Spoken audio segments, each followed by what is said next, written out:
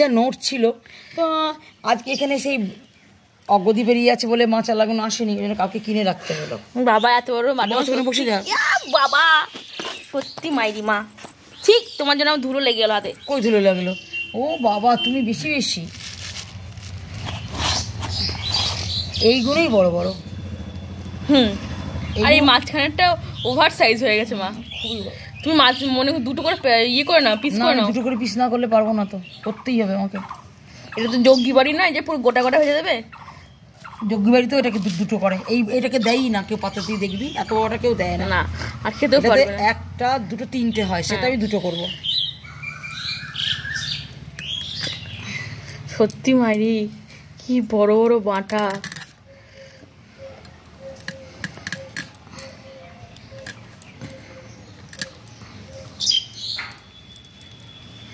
কত বড় বলো তোমার? হ্যাঁ মাছগুলো খুব বড় বড়।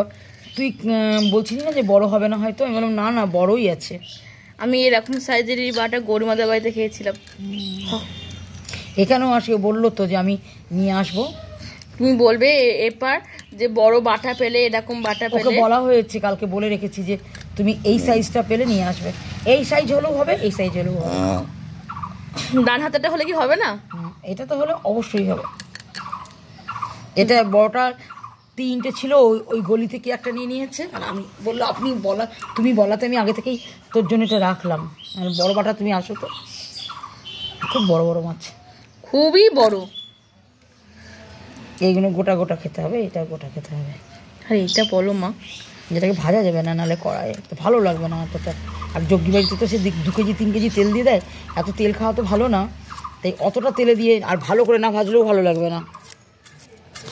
আমি আগে মাছ কাটতে পারতামই না, এখন চেষ্টা করি। মাছগুলো ফ্রিজে আছে, তো ফ্রিজে ছিল তো একটু টাইট হয়ে গেছে। চামচ যে মনে করলেও তুমি ছাড়াতে পারবে। এই যে ঘষে যায় না, এই যে চলে যায় না, এই আমার ঘেন্না করে। পারি না তো এটা বেশি ভালো করে।